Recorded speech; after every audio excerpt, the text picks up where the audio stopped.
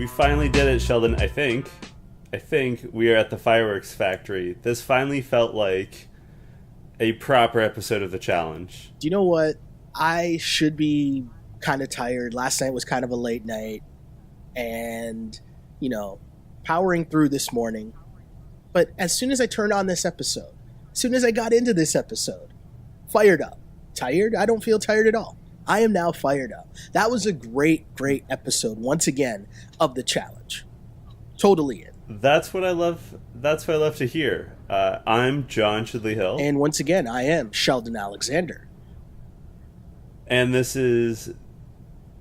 I totally blanked on the name of our podcast. That's not great. This is You Killed It, the podcast about the challenge, talking about MTV's The Challenge Final Reckoning.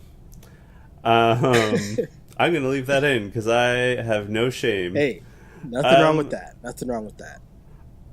I'm going to say right off the bat, I knew this was going to be a strong episode. Okay. Because it started in the club. See... And that's just the right foot, That's just what we're looking for. I like where your head's at. I, on the other hand, knew this was going to be a good episode because last night I was on Twitter and the episode was airing, but I was ducking comments in my mentions, comments just on the timeline about the episode. And yes, normally there's a bunch of people live tweeting it, but I just felt like the conversation was heavy and I was ducking. When you see something when you're trying to avoid a spoiler, so you would just see key words and then you stop paying attention to the rest of it.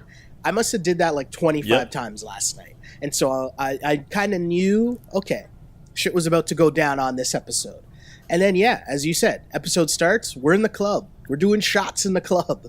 And that basically set off, it was a precursor, let's say, to the fireworks later on.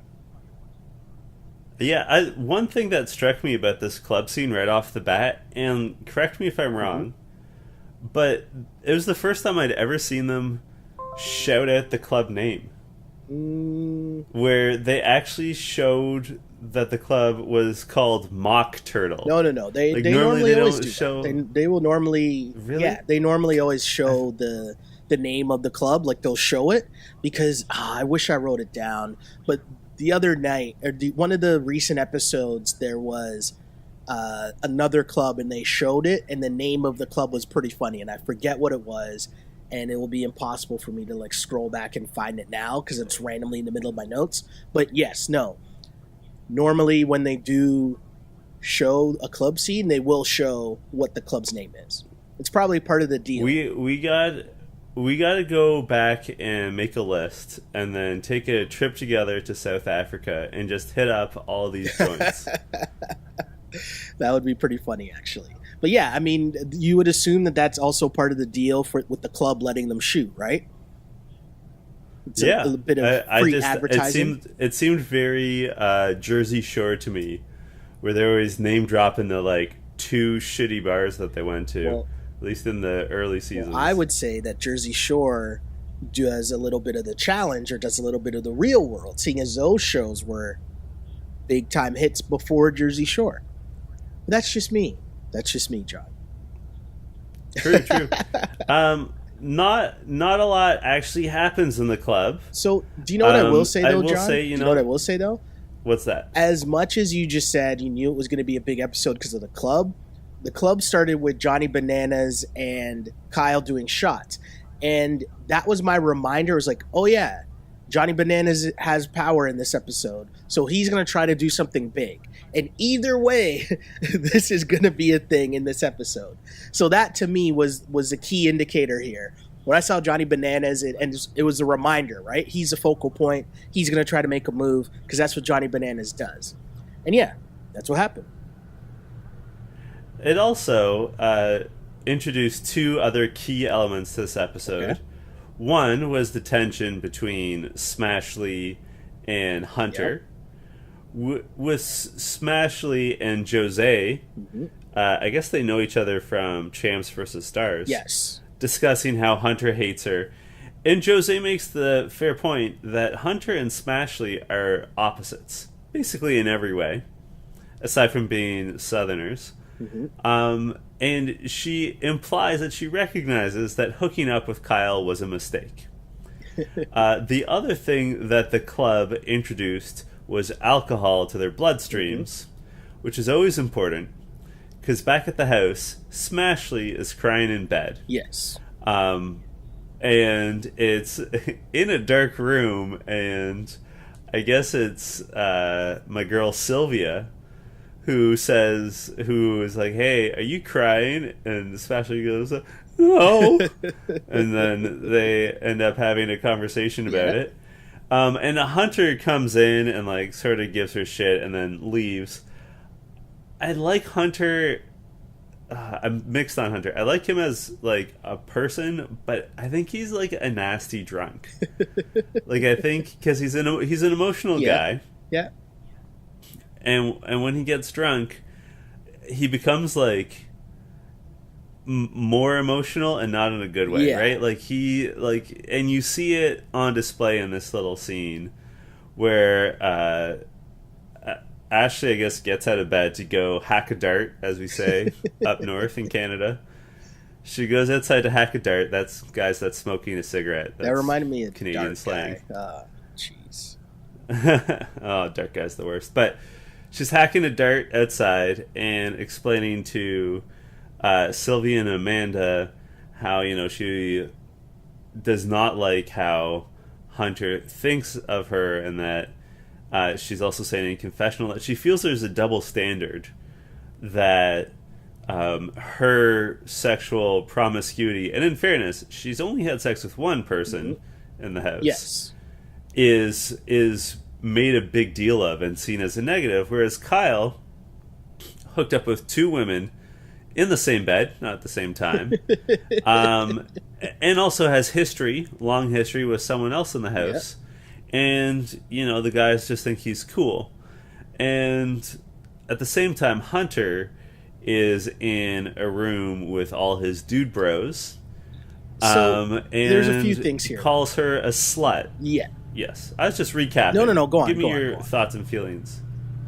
I was just going to add that of any of the guys in the room, Brad seems most affected and does not like what he's hearing from Hunter. Your thoughts, Sheldon Alexander? So there's a lot there, right? And first, you're right. Does Hunter bring this up if he's not drunk? Probably not, right? But I'm more interested here in the confessionals, right? So Ashley says that she does the same thing the boys do all season. They can sleep with whoever, and she sleeps with one person, she gets shamed. Do you think that is true? I think, part of the problem is we don't see, like, all the little comments that are being made throughout the day. Like, they're just showing us a highlight reel, but I do think there's some truth. Certainly, if you compare how people treat her versus how they treat Kyle. Yes. The thing I would say, though, is that that's not why Hunter's angry with her. Like, yeah, drunkenly in the room, he calls her a slut, which is, I don't think, acceptable. Yeah. But he's pissed because he lied to her and because she put them in a position where they have a target on their back. He's not so much mad about her having sex on the show. The other thing is, Hunter kind of has the moral high ground, because aside from when he slept with Ashley, he doesn't do that on the show. Right? But, like, her comparison is her to Kyle, not her to Hunter. So one of the things that Hunter said last night on Twitter, right, which might give us a little more context, and again, I'm not saying who's right or who's wrong, because, like, slut shaming is, like, whack, totally whack. So I'm not gonna, like, I'm definitely not siding with Hunter here. But he says that I dealt with a partner who got wasted every night, started unnecessary drama, threatened to quit almost every day, and even said she would leave if I didn't give her her way. She made me completely miserable every single day, yet I'm better than to say that, and for that I apologize. So that's interesting. He's apologizing for calling her a slut, which I think, obviously it's easier to do on Twitter months later while watching it on TV, and your Twitter mentions are probably blowing up because you come off as a huge jerk. But with that said, Yeah. you know, seeing, I guess maybe sometimes seeing how dumb you look on TV will, you know, help you to apologize a little. But here's what I was going to say, right? Like, I don't really think that, I mean, from what we see, which obviously, as you said, is all we can judge by, is what gets edited and what we get to watch, right? I don't really think that Ashley, from what we've seen, is getting slut shamed. I think Kyle has been getting made fun of as well. And I understand that there's a different tone to it, obviously, where like people are almost like laughing. I don't want to say with them, like they're laughing at him, but it's still kind of like it's not like everyone's bigging up Kyle for going through the house and sleeping with all these girls. Like, I don't think that's what happens, right? Like, I don't know. I think there's a lot going on with Ashley and Hunter, right? And I don't know if, you know, I don't know if this is true, but I still kind of give Hunter some leeway here, because I think that he is mad about whether or not Ashley just told him the truth. Like, I think the fact that she lied kind of still made him mad, because I think he thought their relationship was on a different level where she could just tell him, like, yeah, this is what happened, but it's no big deal. Don't worry, I got it under control. Right? And if that happened, maybe this would have played out a little differently. But the fact that it didn't, that led to him acting like a jerk. And as we said, you know, him spying, trying to apologize, the girls trying to calm down Ashley. She says she expected him to do better. I just think that it was one of these instances where Ashley, you know, she's saying, I'm in a household, or I'm from a household where women are equal to men, and she thinks she shouldn't be ashamed. She shouldn't be shamed for the things that the men do. But I don't know. I think we're almost confusing the issues here. Like, I don't really think that was what was going on, at least from what we saw. Again, I have to ask, they do have a romantic sexual history. Do you think that part of this is just like feelings, ex jealousy? Yes, definitely. Yeah. I think there's always going to be, like, I think no matter what, right? And obviously we all have exes, and I think that on some level there's always going to be part of you that's kind of like, you know, you got that soft spot for that person, right? And so maybe the fact that he once cared for this person, but now he's seeing what's going on, he kind of feels bad, and he doesn't know how to deal with that and how he feels about that, and so he lashes out in a terrible way, in an immature way as well, right? Like, I definitely think that could be part of it. And I see what he said in his tweets. I have to say, I had a busy night at work, so I had the benefit of being able to stay off Twitter completely. Aside from putting out my own witty comments, I wasn't reading anyone's tweets. Yeah.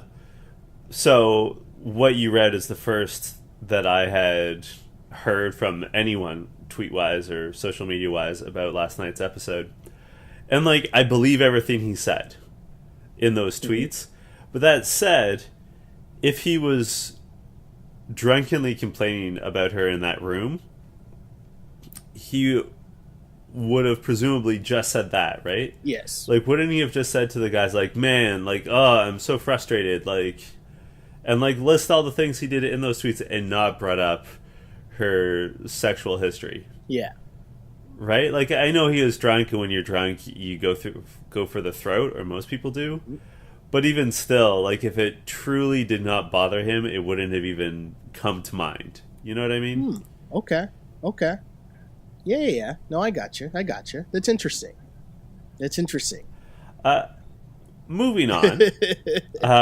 We have, the next morning, we have basically the two sides of the house discussing their voting. Yes. We've got Cara, Johnny, and Tony discussing how they're going to vote. Cara says to Johnny, like, hey, if you were me, how would you vote in this coming, I was going to say election, but that's not the phrase. And Tony's kind of hanging around, listening in. And I thought it was interesting. I thought it was an interesting dynamic that Cara went to Johnny to ask that. Okay. But Johnny didn't really give her an answer. He didn't, which is very Johnny Bananas, though, right? Because he, I think, knows that Marie and Cara, they might have, like, the toughest thing to deal with, right? And what I mean by that is I know that Amanda and Zach, for example, aren't really aligned, right? But No. the thing is, Zach at least will remain out of the house drama for the most part, right? So that's not necessarily something you got to worry about. Whereas Marie and Cara, whether it's arguments or whether, their friends are getting into it, they're going to somehow find a way to make it into the drama. And so if you're Johnny Bananas and you know that this is your chance to try to make a big move, you can't risk telling Cara and then having Cara tell Marie and then Marie telling her crew. Like, you can't risk that. So on the one hand, I totally understand why he hesitated and didn't end up telling anything, because why would he do that? Yeah, no, I understand. It was an interesting dynamic. And then on the flip side, we have Shane and the Lavender ladies all taking a bath together. Well, not all, but two of them bathing and the rest watching, as you do with your friends. You and I were doing that just the other night, right? Right, Sheldon? Sorry, I missed that. Wait. Run that by me again. I was saying, Shane and Ashley were having a bath together with their friends watching. That's typical friend behavior, right? I looked down at Twitter for 1 second to try to find a tweet, and I'm like, what the fuck did you just say? And this is the direction I take us. But Shane outlines a super complicated voting plan that none of them understand. And, as he's explaining it, the look on Amanda's face is priceless. It's so good. I don't know how closely you follow Amanda on social media, but she lives in Colorado, and I don't know if you're aware of the current cannabis laws in Colorado, but it's legal there. And she's a nurse that I don't know if she currently works for a dispensary, but in the past she has advocated for the medicinal use of marijuana. Okay. And I don't want to say she looked like a stoner here, but... And, there are smart people in that room. Sylvia, Amanda, Marie, I think they're all very intelligent people. And we even, little spoiler, see how smart Amanda is later on in this episode. She gets compared to Rain Man later in this episode. But the fact that they cannot follow Shane's convoluted plan, to me, this is just, the most typical Shane moment where it's just hey, you could solve the situation by doing A, B, and C, and he's or we could do, and just this complicated Rube Goldberg machine. It was such a good scene. I loved it so much. Amanda did have a solid episode, though, I will say that. That scene was actually really funny too, and it was well edited. It was well put together to make it seem like they were even more confused than they probably were. And, obviously we know how this episode played out, even though we're going to go through it all, but I saw this from Paulie that made me think, and I don't know if this makes sense, so I'm going to present it to you because you're the smart one. Paulie said, "Oh no. Shane's plan wasn't to protect everyone. It was to ensure that people from his own alliance didn't have to face each other in elimination, because it was assumed that one of them were going in with Johnny and Tony in power." Okay. Right. All right, that makes sense. Interesting. I was kind of, I was sort of. going to say, yeah, and I mean, well, let's talk about the voting, because Zach and Amanda, Jose and Davon, Shane and Nelson all got an equal number of votes. Yes. Which presumably means backlog it, means Shane and Nelson got the vote from Johnny Bananas and Tony. Yes. Which is worth 2 votes. And then two groups voted for Jose and Davon, and 2 groups voted for Zach and Amanda. Yes. And all the rest just canceled each other one-on-one. They never specifically say if that was Shane's plan. I know that Also you're true. referring to a tweet. Yeah, they never did say but that. We never have this moment where Shane pumps his fist. It's nailed it. Here's the thing, what though. we were looking for. We did see the votes, though, right? We saw who everyone voted for. So Marie and Cara We didn't voted. see all of them. Yeah, they showed all the votes Did we? except for Shane and Nelson, right? Yeah. Oh, sorry. Yeah, no, we don't know who Shane and Nelson voted for, but we know who everyone else voted for, right? Yeah. I don't know. I found this interesting because as we go along, right? Like, obviously, I love the gameplay. That's one of my favorite parts of the challenge, and trying to figure out what the strategy should be at different points. And I honestly had no idea what the play was here, if I was Johnny Bananas or even if I was someone in the house. So my strategy, John, to be honest, would have just been, okay, it's time to put on the big boy pants and just realize, okay, if we're the Lavender crew or we have the numbers, right? So who do we want to put into elimination? Right? And if you decide that that is Davon and Jose, then we're all going to vote for Davon and Jose. And then whoever they choose, we're confident that we can take them out in an elimination. That would have been my game plan. I'm ensuring whoever we want to go in is going to go in. And whichever one of us they decide that they think they can take out, we'll deal with that. Right? But I feel like it's at that point where you're going to end up outsmarting yourself because this was super risky if you think about it. Now, I don't think because I don't think Bananas planned to have it all tie up. Do you? No. So if I thought it was strange that Johnny Bananas had not had himself not as complicated a plan as Shane, but like he, you know, if this is a chess game, he had planned the one move of voting in Shane and Nelson. Yeah. I'm surprised it, and maybe he did, but it seemed like it hadn't occurred to him that Shane and Nelson would anticipate that they'd be getting the power vote. Okay. And that they wouldn't have their own reaction. You know what I mean? Like, it seemed surprisingly short-sighted for Johnny Bananas. And, like, I think he made the right choice of voting in Shane and Nelson. I'm just surprised he hadn't, like, had a counter move of telling, like, hey, Brad and Kyle, tell everyone you're voting this way, but vote that way. You know what I mean? Like, yeah. No, it was definitely one of those things where, you know, I couldn't figure it out. And I just think that as the numbers continue to dwindle, and there are power with your numbers on the Lavender crew side, right? Especially, you know, like you have the numbers on your side. So why not figure out, okay, well, who's the team that we want to make sure goes in? Because, that was super risky. I mean, all credit in the world to Shane and Nelson for making the big decisions they made. But that was risky, no? Oh, it was definitely risky. It could have really blown up in their faces. Because, again, and Johnny Bananas pointed this out to Shane ages ago. Yeah. Like 2 months in terms of our viewing. His plans are based off of people telling him the truth, or his ability to discern if people are telling him the truth. Yeah.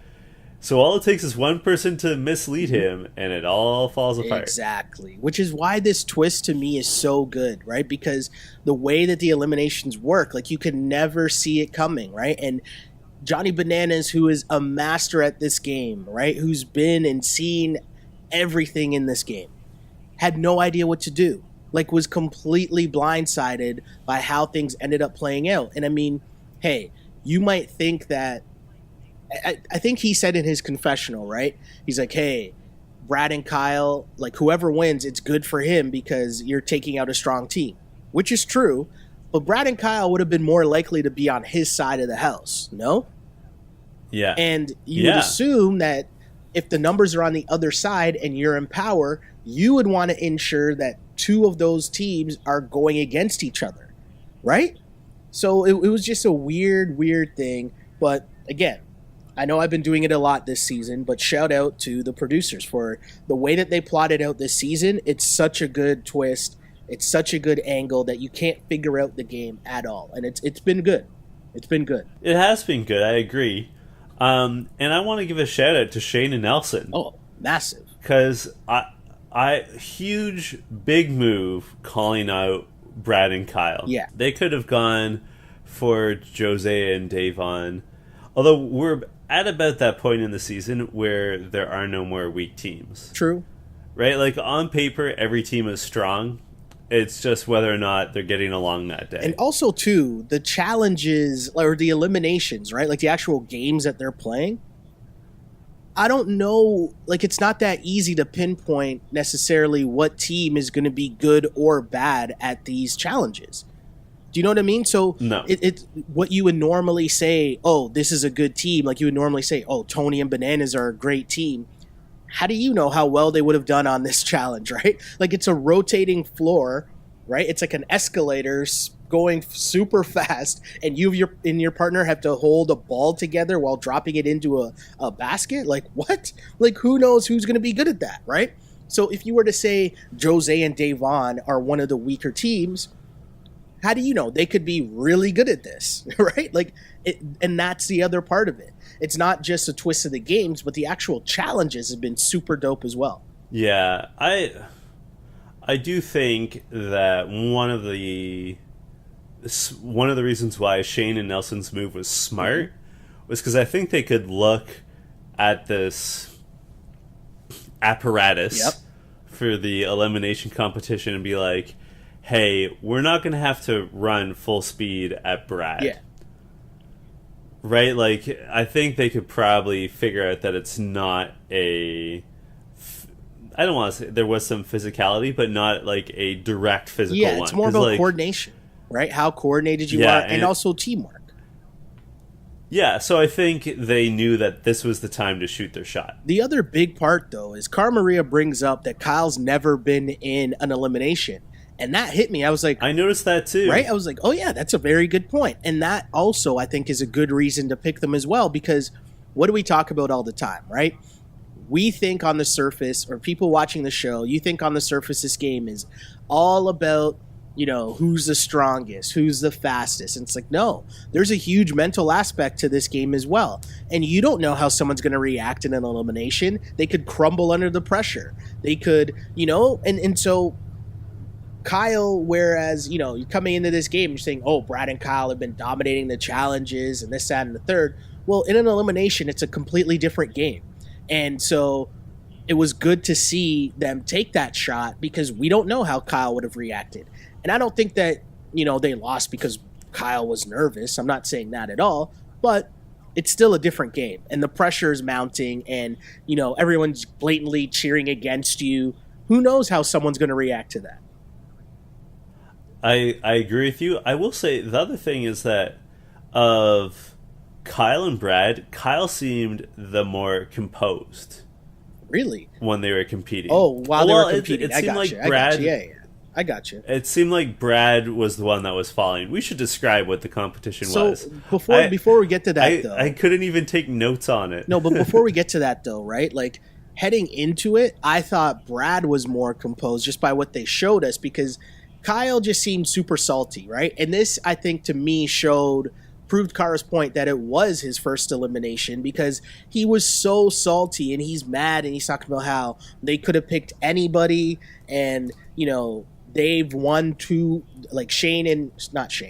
Brad and Kyle had won twice before and they could have picked anybody, and it just seemed like he didn't get it. Do you know what I mean? Mm-hmm. And it's like, yeah, that's cool, but you decided to put in weak teams, right? When you were in power. Yeah. You made these plans to put in weak teams. And now, just because they have a chance to pick who they want to go against, I think you can do nothing but respect the move by Nelson and Shane. You can't be mad that they tried to take a shot at you. Yeah, and it's part of the game. It's also kind of a compliment. It's a huge compliment. In its way, right? You're right. So yeah, I didn't have a ton of sympathy for Kyle, and I never do. I understand. I never have people. I never understand. I shouldn't say I never understand. I don't have sympathy for the people who freak out when they get called into elimination. Yeah. You have to at some point. At some point, you have to engage in a competition with your ongoing participation in the greater game at stake. Yeah. Whether it's an elimination or if you make it all the way to the final challenge, you got to do it at some point. So might as well just buck up when it happens. When the bell rings, be prepared to answer it. That's all I'm saying. No. That's totally cool. That's totally fair. Totally fair. I understand. Sorry, I got distracted because I was going through Amanda's tweets, and I saw that she said that we had a ritual of, quote, tub time, including gossiping, planning, and for Shane, actual bathing. Do you think Shane was naked in that tub? I hadn't really thought about it until you just brought that up, but if he's actually bathing, I would hope so, I guess. Yeah, it'd be weird to like bathe in your bathing suit. She strikes me as the one that doesn't give a fuck, so I would assume yes. Yeah. But yeah, I mean, the elimination itself, I guess we should explain that. That's what you were about to do, sorry. Before I interrupted. Oh, it's fine. That's fine. So they had to pick up these balls. I guess I don't know how they're smaller than a volleyball, I'd say, but bigger than a tennis ball. I don't know what kind of balls they were, and they had to pick them up where each participant had a stick, like a staff, with sort of a cup on it. So they would have to like press their respective cups against the sides of the ball and then walk it towards a raised sort of cage that they would drop the ball in. The twist being that as they moved towards it, they had to step onto a treadmill that was going... I mean, the two treadmills were going in opposite directions. So you and your partner are going to be moving in different ways. And... that is basically it. The first 1 to 10 won. And the guys, it seemed like the first 4 or 5 times, took massive spills. Like, they had to wear helmets for this. For sure. They were bailing hard. And you had to figure out some form of strategy, right? And you could only figure that out, I think, by trying it and falling, right? And you noticed eventually Nelson figured out a way for him to make it work, right, was he kind of got on the platform backwards. That kind of helped his balance or his footwork, right? And I feel like while he and Shane adjusted and figured out which way worked best for them, why do I keep doing that? Kyle and Brad never really figured out a flow. They never really figured out their footwork because that's all that was about. It was about rhythm. It was about, you know what I mean? Like getting the pacing down, because I don't think the ramp was speeding up and slowing down. Like it maintained the same speed. No. Right? And the same direction. Yeah, it wasn't changing direction. Yeah. As Nelson said, I'm a little Puerto Rican, so you know I've got that salsa in me. And Sarah did like a little shoulder shimmy, you know what I'm saying? Right? And then once they figured that part out, and also the other key part about it too, was figuring out your positioning of how you were holding the ball. And if you watch closely, right, by Nelson and Shane holding one of their hands closer to the actual ball, that allowed them to aim better when getting the ball to the hoop. Yeah, it's like choking up on a baseball bat. Exactly, right? Whereas Brad and Kyle were kind of like holding it up in the air more, which I don't know why, and trying to like drop it in, which made little to no sense. Shane and Nelson were making sure that they were holding it a lot closer to where they could maneuver the ball right basically to the top and drop it in, instead of like having to drop it some distance into the hole, which makes no sense because I'm sure the width of that net isn't that big at all, right? Yeah. I have 2 other comments. One is that I think it was a disadvantage for Brad and Kyle that there's a pretty big height difference between the 2 of them. Ooh, interesting. So Brad is either going to have to hold the staff up higher, or like Kyle's going to have to sort of like squat a little bit, bend his knees a little bit more. So I think that's a little added wrinkle, whereas Shane and Nelson, I think, are relatively close in height. They're certainly closer than Brad and Kyle. Yeah.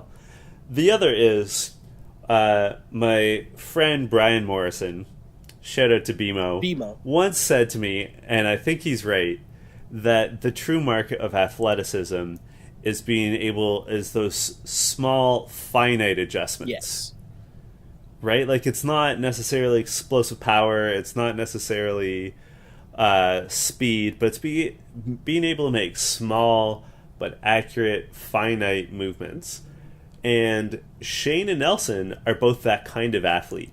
Like, they're both very athletic guys. They're not the biggest, they're not the strongest, they're not the fastest. I know what you mean. Where Brad and Kyle are more... But they're agile. Brad and Kyle are more like big, lumbering kind of dudes. Like, you know, you might want to, like... I keep thinking of the challenges where you're tackling each other, right? And you're, like, smashing into each other. Yeah, no, I totally agree. Totally agree with that. And that's what I mean in terms of, you know, you can't really judge who a really strong team is or a really bad team is necessarily in this challenge, right? Like, who knows? Marie and Cara might have been super dope at this challenge, and you might not have wanted to go against them, right? I think it was more about, you're right, the adjustments and your mentality of not giving up and figuring out, oh, I keep falling, but if I do this, then it'll work a little bit better, you know? And also teamwork. That ability to have teamwork. And it was funny because Nelson and Shane showed way better teamwork and coordination and during the actual challenge than they did at the very end when they did that terrible handshake. I don't know if you remember that, but it was very, like, messed up. If people know, and I bet you there'll be like 4 people listening to this podcast that'll know what I'm talking about here, but that handshake is, like, if we remember back, there was a Jay-Z song a while ago called The Rock Boys, and that was the handshake. It was, you tap 3 times and you do the salute, right? That was the Rock Boys handshake. And so right. Shane and Brad, why do I keep doing that? What's wrong with me? Maybe that's a tiredness coming out. But Nelson and Shane, you see them do the 3 taps, and then Nelson does a salute, but then Shane does kind of like I want to say a fairy jump into the air. I don't know. Am I describing that right? Yeah. I don't even know how to describe it. I don't know. I agreed with Johnny that Nelson and Hunter and Shane need to learn how to celebrate. Like, act like you've been there before. See, I want to talk about this. Do you agree with that? Yeah? Why do you think that? I do agree with that. I do. You know what? I'm going to name drop. Okay. I am going to talk about my actual job. It's allowed. So, for those of you who do not know how I make my living, I'm a sports journalist. I was in John Gibbons, the manager of the Toronto Blue Jays, for the next 4 days. I was in his office yesterday. Or maybe less than that, but that's a story for another day. Yeah, well, it's just announced on Twitter. But in any event. But in any event, I was in Gibby's office, and they showed the Oakland, like, he has TV screens up on the manager's office in Rogers Center, and they were showing the Oakland Athletics celebrating winning their division. And as I was watching, all I could think was, man, they're celebrating like they won the World Series. And I'm a big believer that if you hit that, like, emotional peak too early, if you celebrate like you just won it all, but you have not won it all, it's hard to, like, get up for the next competition. You know what I mean? Interesting. So for sure, celebrate, like, maybe do, like, convoluted handshake ritual or whatever you need to do, but, like, ease up a little, you know? Like, pump the brakes, like, have a little swagger. See, right? I think it's more, like, what's more intimidating? Barry Sanders never celebrating a touchdown, or what Shane, Nelson, and Hunter got up to? So, I mean, this is why I think this podcast works so well, because there's certain things that we're going to be on the opposite sides of, but that's what makes for interesting conversation, right? And so this is one of these times, because Banana says, you're not Tom Brady winning a Super Bowl. And I get what he's trying to say here, but you know what? He's right. They're not Tom Brady, and this isn't the NFL. This is a challenge, a reality show on MTV. So you won a challenge, celebrate. Stun on them. It's MTV The Challenge, right? Act like you've been here before. Been where? You're on TV on a reality show. So if you want to dance, you want to celebrate, you want to pop off, hey, I'm for it. You know why? Because there are a few things that gonna be recurring themes throughout this episode of what I think, right? The first one is respect it or check it. The second one is keep that same energy. Okay? So, Nelson and Shane, they wanted the smoke. They said, yo, we're going at Brad and Kyle. That's who we want. Shane made the comment, I'm tired of sitting around here and pussyfooting around with all these pussies. They're fired up. That's their energy coming in. So you know what? When they win, I'm happy that they have that same energy and they want to celebrate. They want to show out. Hey, and again, I'm the dude that even in the NFL, I'm not the guy that's like, act like you've been here before. I think that you should celebrate because why? Again, respect it or check it. This is how I'm going to celebrate. You can respect that or you can check it and have something to say about it. But that's your decision to make. But this is how I'm going to celebrate.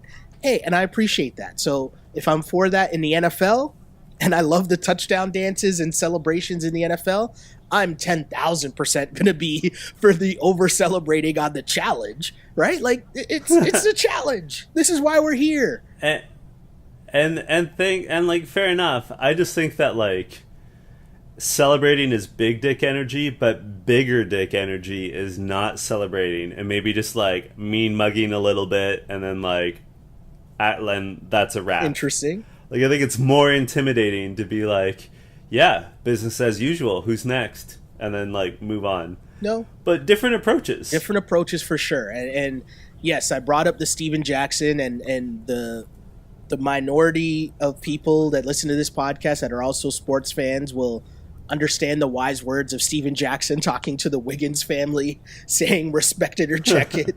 But to me, it sums things up perfectly, right? And we kind of forget that now because I feel like, you know, we're very conscious of, we're over-conscious, let's say. I don't even know if that's a term, but we overvalue too much what other people think instead of just, you know, hey, are you excited? Be excited. Be happy. Celebrate. You just risked winning $500,000 by going at what many people deem the strongest team in the house. And you smashed them. You didn't just win. You smashed them. So if you want to show out, show out. And my response to Johnny Bananas or anyone else, again, wise words of Steven Jackson. Respect it or check it. I like it.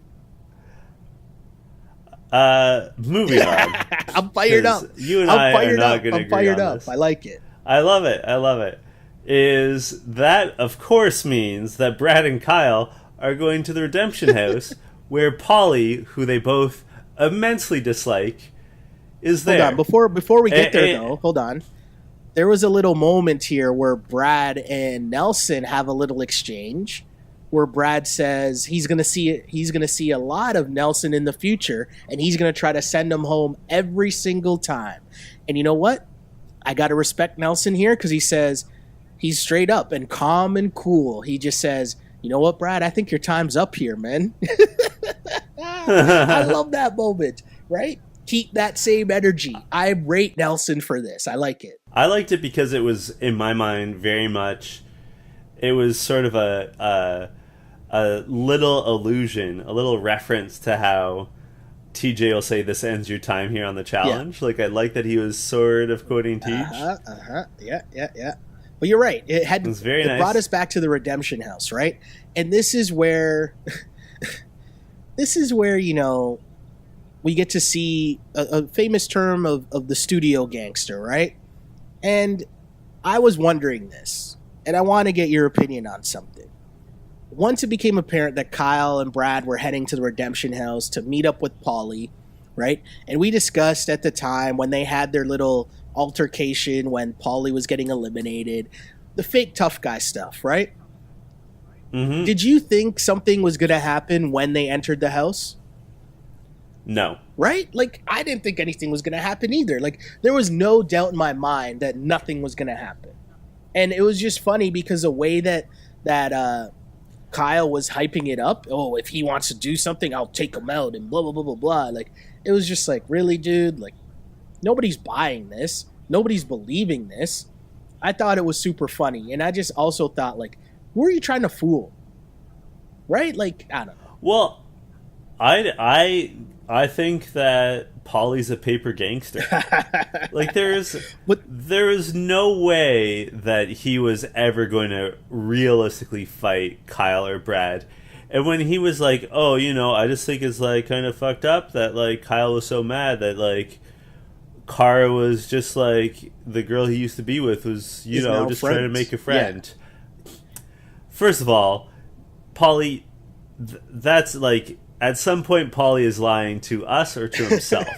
Because he said on Twitter that as soon as he could, he broke up with his girl, Danielle, because he knew that, like, things were getting serious with Cara. Mm-hmm. So at what point has that happened? Because he's now been in the Redemption House for 2 weeks, and he's surely had access to a phone by that point. And we know they've had access to the phones because we've seen Brad call Brittany. Yes.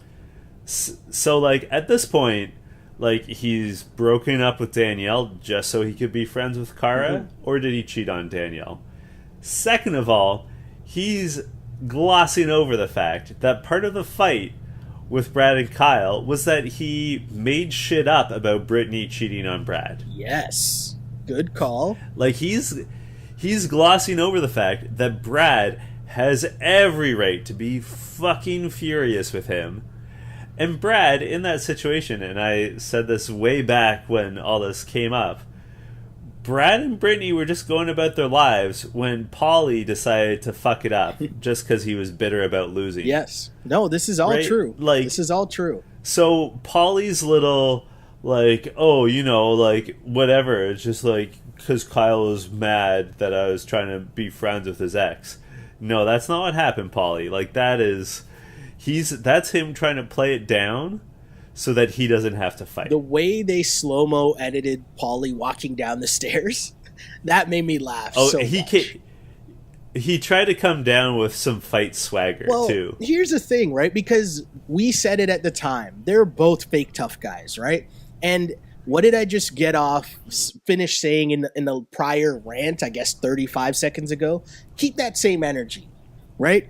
Because we've just been watching them talk so much shit, right? Both in their confessionals, when there was like 30 people in between them at the elimination, about how they both were going to see each other soon and blah, blah, blah, blah, blah. And then they actually get in person, and what happens? Nothing. And then Paulie last night goes on to Twitter to say, I can spot a sheep dressed like a lion any day, you fake tough guy. Seeing these confessionals after everyone in Redemption watched you welcome me down those stairs with open arms and a hug tells me everything I need to know about you, little boy. Now hush. With a gif of himself doing a shush sign. Oh my god. First of all, who has... I mean, I will allow I have an animated gif of myself, but I wouldn't use it. Second, was it a one-sided hug? Was the hug forced on you, Paulie? Right. Did you give consent for that hug? Was it a non-consensual hug? No. Paulie, it was probably a relief hug for Paulie. Because you know what? You know who I don't think is a paper gangster? I think that in real life, Brad would actually fucking kick the shit out of him. Yes, I agree with that. I can see that. I mean, we've seen Brad fight on the challenge. Yep. He's probably learned his lesson about fighting with a camera on. But if this was like in a bar, not the mock turtle, but an actual bar, my man's Brad is going to throw some hands. Like, if you've disrespected him like that. For sure. And, you know... Like, old Bug Eyes is going to give you the crazy look and come at you. Well, you know what? There's so much to unpack, right? Because we've seen how salty Kyle is, right? And Kyle just talks such a big game. I mean, even as he lost, right? Kyle was saying that, oh, you know, they couldn't take us out in a physical elimination. They couldn't call us out in a mental elimination. They had to wait for a carnival game. And it's like, dude, what are you talking? You know what I mean? So the fact of Kyle just talking shit, right? Like, it's not surprising at all, because it's just constant shit talking that makes no sense at all. Like, he can't even be a gracious loser, which, I mean, I wasn't expecting him to be. But now when he confronts Paulie, it's not even like he can be genuine and honest. Like, it just shows you how much of what they were doing before was for the TV show, which is why I think if you even go back to the very beginning and you go back and listen to what we were saying through the first 3 episodes, when all of this show was all about the Paulie and Kara drama, the reason why we were so mad about it was because it seemed so contrived and phony in the first place, right? And now seeing where it's at now, it's like, all this has done is just reaffirm that exact thing.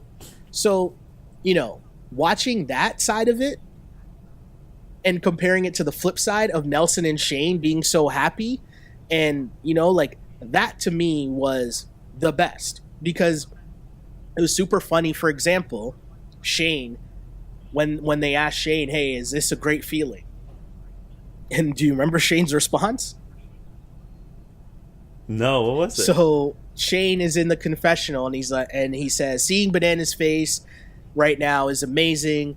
It's the best feeling in the world. And a producer says, is it better than sex? Which, side note, great re-ask by the producer there. And as mentioned before, if you listen to this, long-time listener to this podcast, I've done that job before on a small-time reality show in Canada, but it is a fun job. It's a super fun job asking the questions in the confessional. But great re-ask by the confessional producer there that says, is it better than sex? And Shane says, no, it's better than anything in the world but sex. Which I just thought was amazing. So seeing the happiness and the fun of Shane and Nelson in comparison to the saltiness of Brad and Kyle, I don't know, man. It's get out of here. I'm so over the Kyle shit. And, I guess that leads us to Kyle leaving the chain and his rings for Kara. I was going to say, you're just mad because Kyle didn't leave you some of his jewelry. You would be singing a different tune if Kyle left you his skull ring. Yeah, I don't really think so. I will say... Oh my god, it's so sweet though, Sheldon. It's so sweet. Oh. I will say though, the tweet of the night might go to Angela, who says, I'm going to let you finish, Kyle, but my panties on Johnny Banana's pillow was the best departing gift of all time. That's amazing. So good. Shout out to Angela. A great addition to this season of The Challenge. I will say, I'm having so much fun with this season. It's been a lot of fun. These people on Twitter are super entertaining. It's just been a great episode as well. And even, I guess, Marie, that was pretty funny too, them chirping Kara. Because it's did that really affect Kara? Do you know what I mean? I guess. She seemed genuine. I don't know. She was into it. I don't know. It's just I don't know. She was into it. She was digging the vibe, which is so dumb. And then, this is my line of the episode. Just we won't even have when we later talk about our lines of the episode. This is it for me. Okay.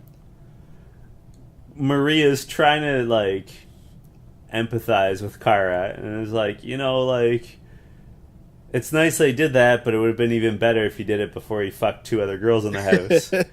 And Johnny, I guess Johnny's now in their room because I guess he and Kara get along well enough. Mm-hmm. But he goes, oh, that's the ring he left for you? Because he left another one for Ashley. Oh, big tune. That was a great line. That had me guffaw. That had me laughing out loud. It was very good. I think that was written down as my line as well. I mean, it's very simple and easy. I love it when we agree. This is what it's like when doves cry, Sheldon.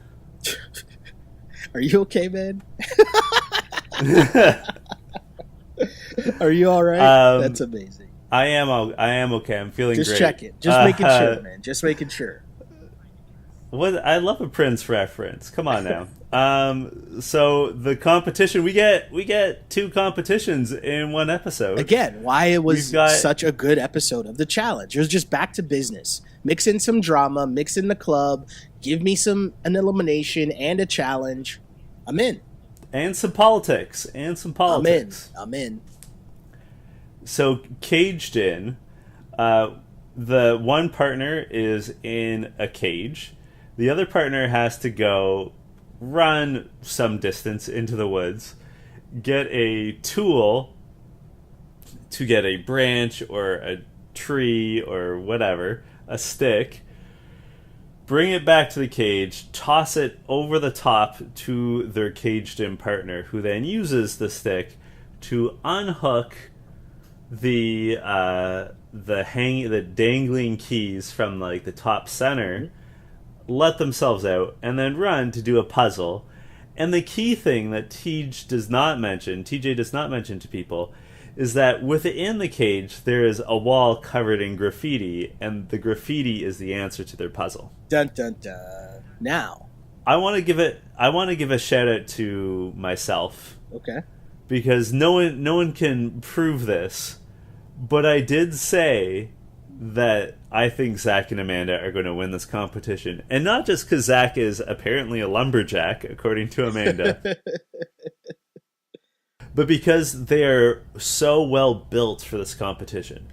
Because, okay, maybe Zach's lumberjack skills come into play, but, like, he is definitely a man who would know his way around a saw or a hatchet.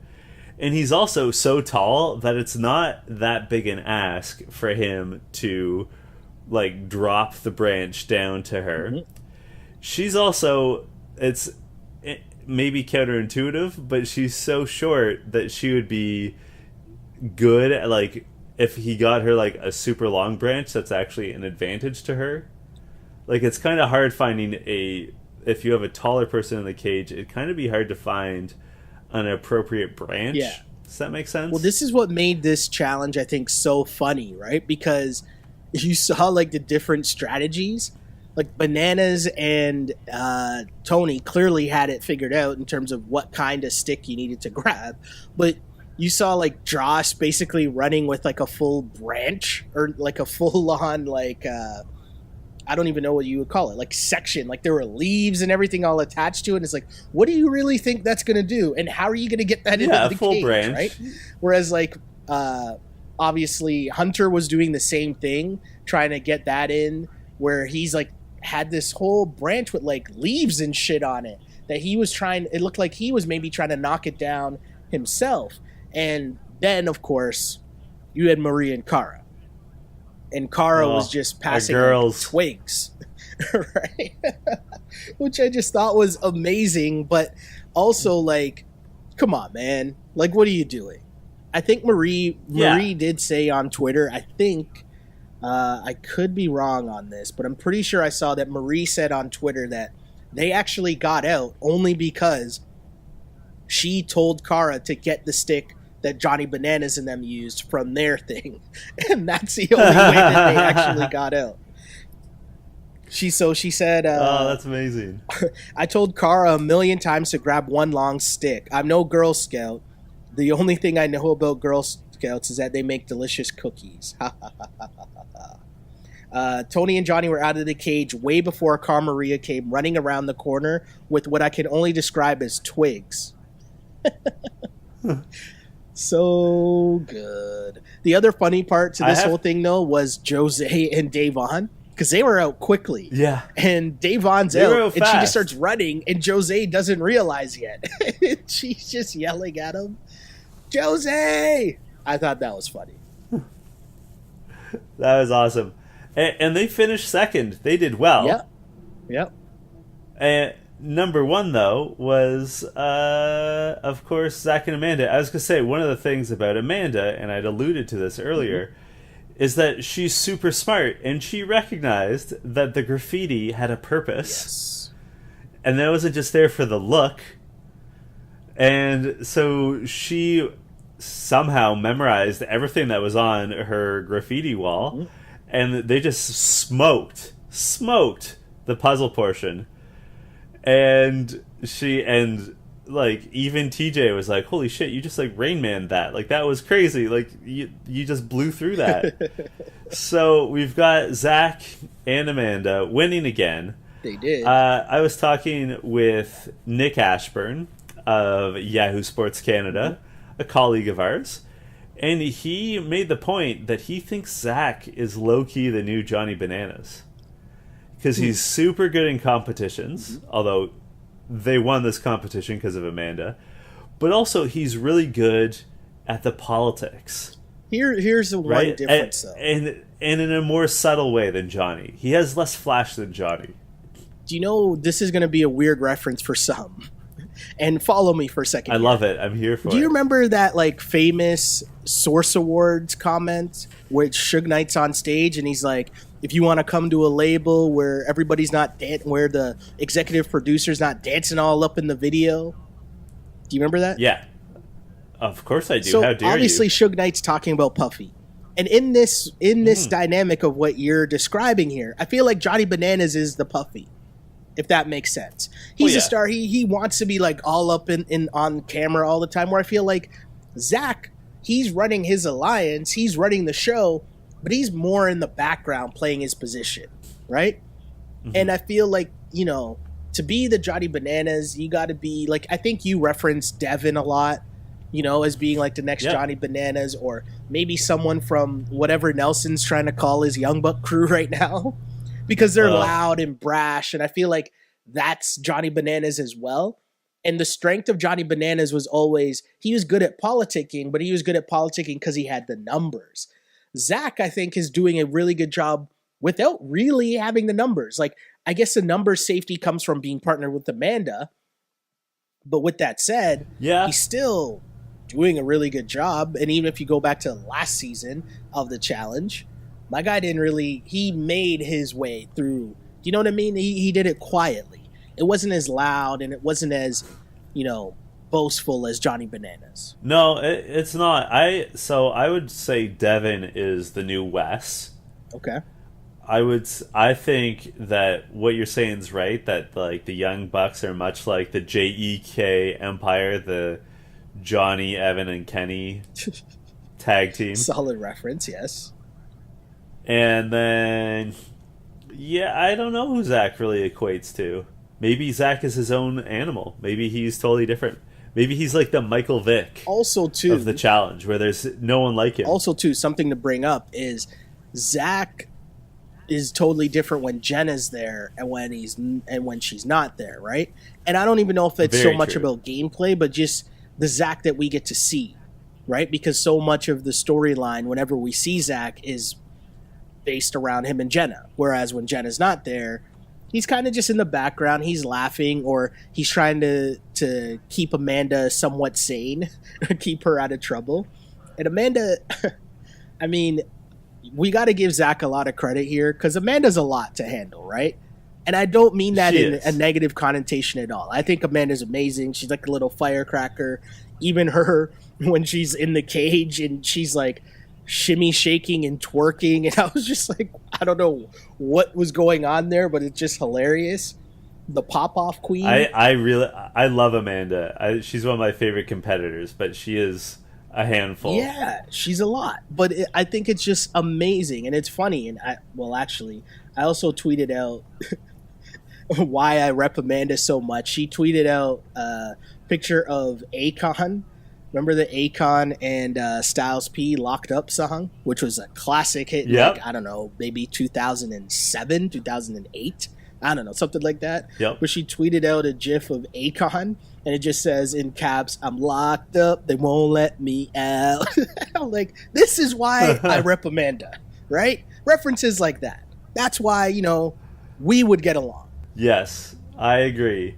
I gotta ask you though, Sheldon. We've already established what our line of the episode was. I actually have another line of the episode. Oh, my apologies. Oh. What was your secondary line of the episode? So my secondary line of the episode,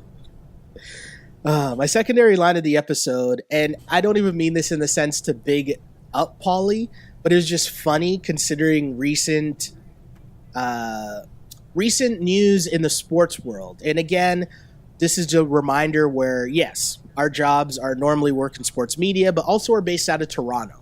So a big thing that happened over the summer was our Toronto Raptors traded away their franchise, face of the franchise, DeMar DeRozan, for Kawhi Leonard. And DeMar DeRozan is just a little bit salty over this move. And last week, one DeMar DeRozan tweeted out on his Twitter account.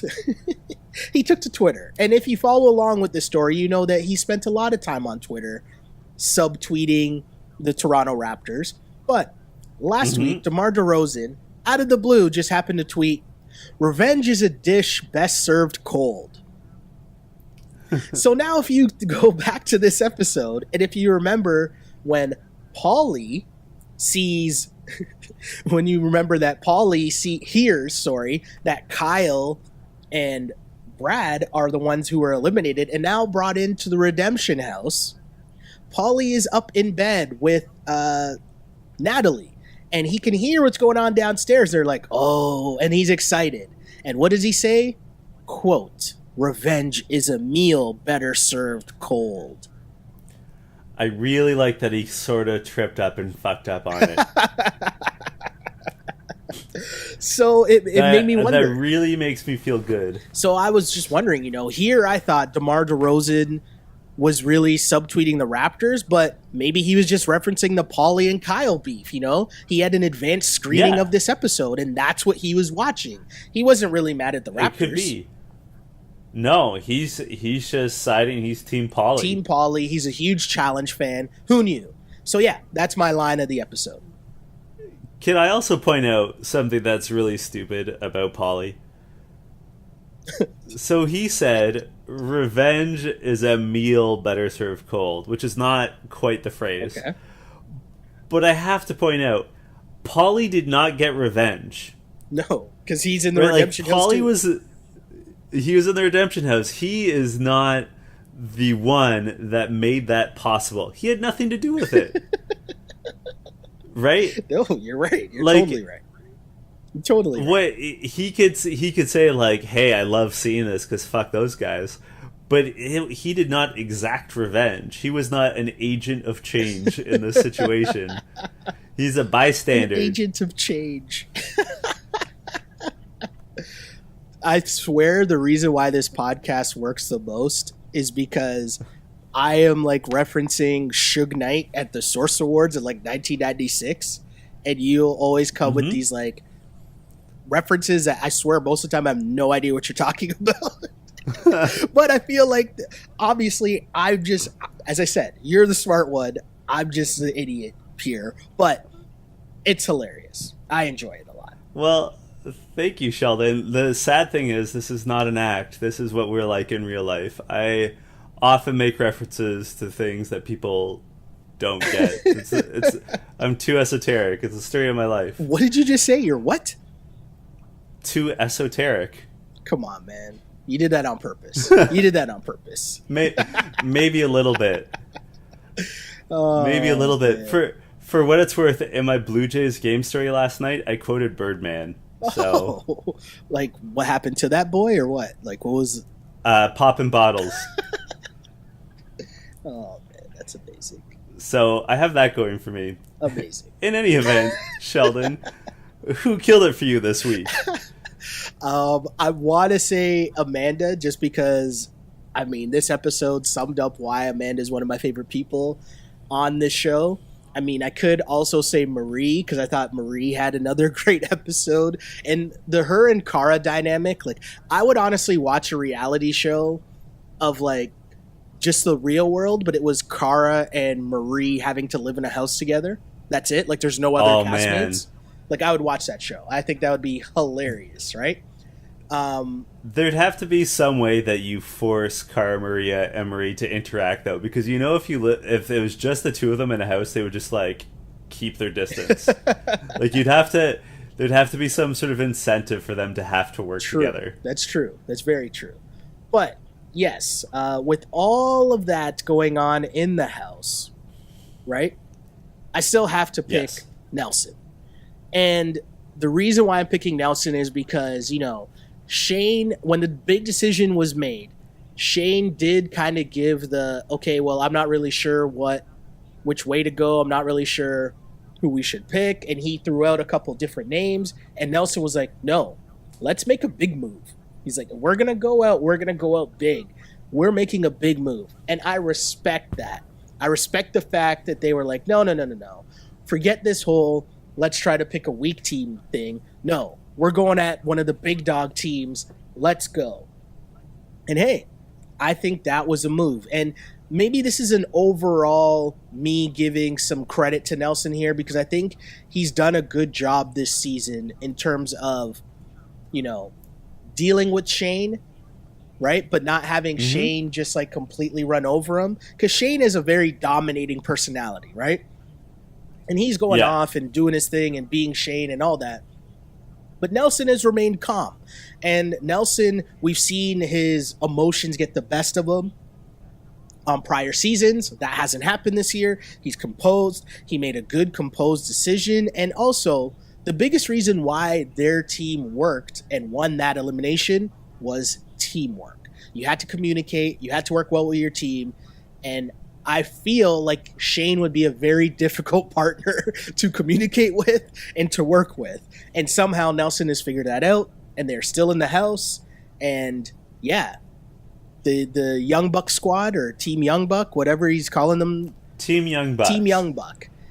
Hey, Nelson's repping hard for it, and they're doing their thing. He has a tough job. He has to manage Shane and try to keep Hunter in check too, right? Like, Hunter's a liability to pop off as well. So Nelson's got a lot to work with here, and he's managing so far. So I'm going to use this opportunity to give Nelson some props. Nelson, you killed it in this episode. I co-sign everything you just said because I agree, but just for the sake of diversity, I'm going to say that Shane killed it this week. Okay.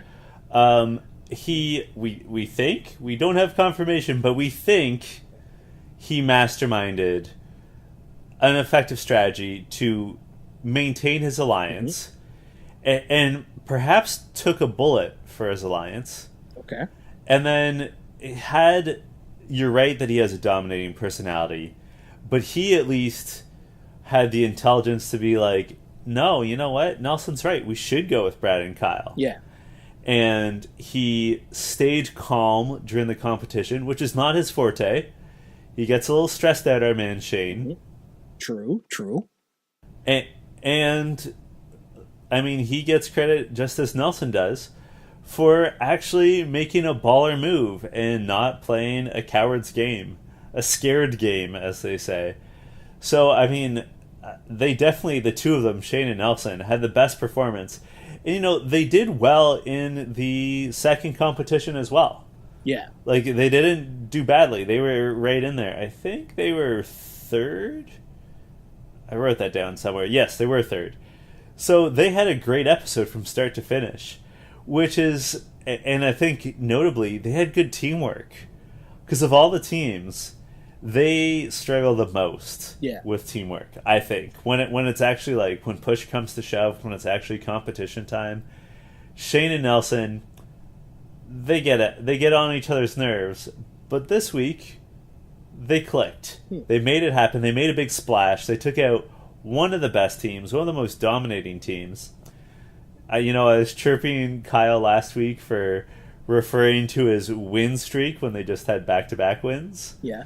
But the truth is they did have two big wins. Now they're gone. They're out of the game. That's the biggest elimination so far. So shout out to Shane and Nelson. Yes, agreed.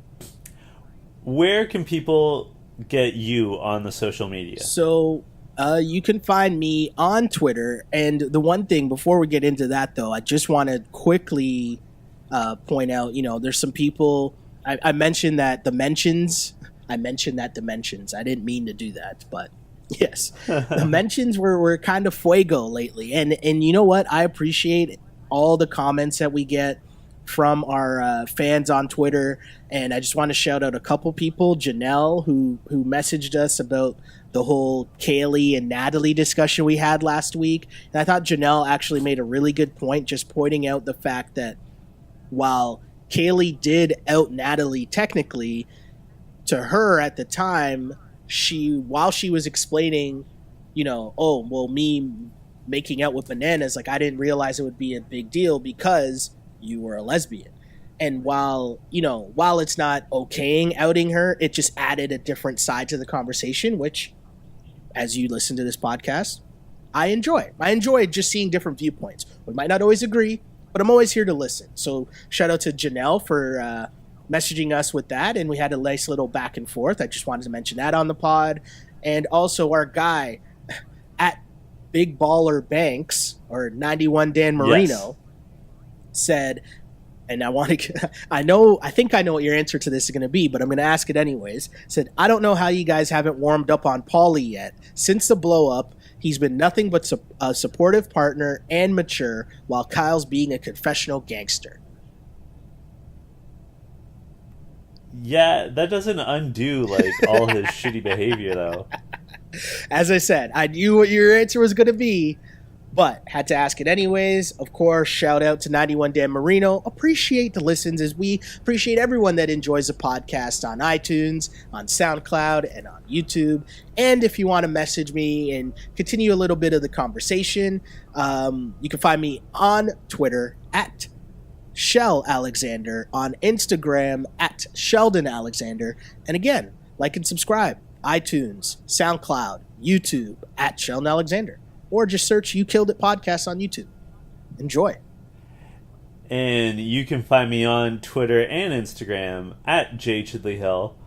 And I appreciate there's a few people that messaged me this week, but I can't track down their messages right now. That's very frustrating. Yeah, I mean, I will say it's amazing, right? It's so fun too. And the other thing that's kind of cool for me, John, is you realize at different points of the week that people watch the show.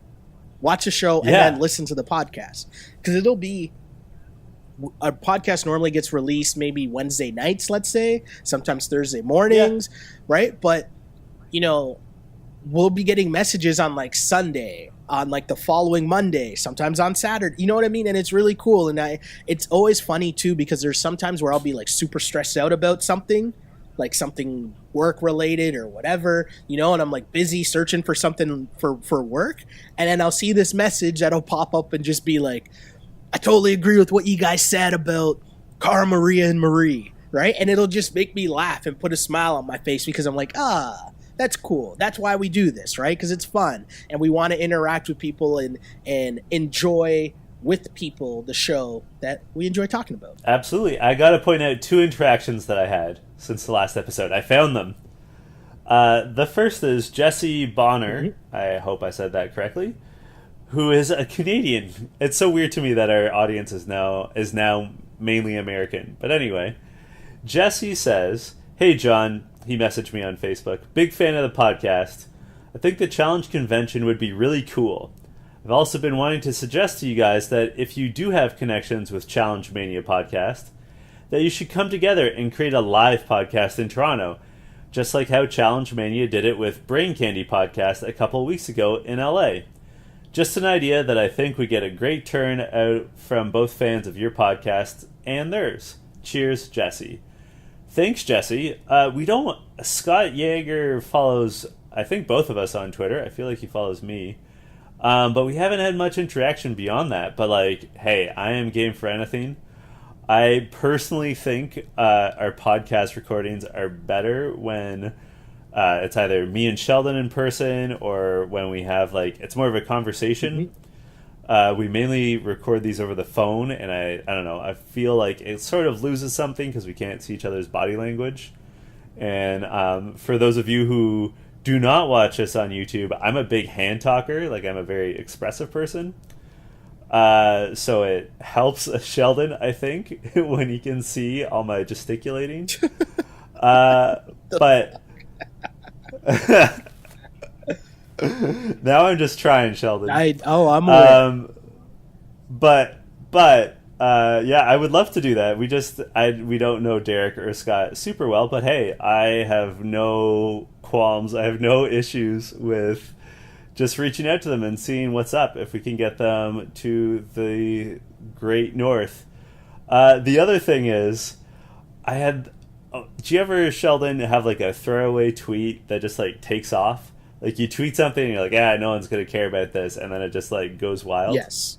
Perhaps you saw I tweeted about how I dislike the phrase stan. Okay. Stan being an extreme fan. Okay.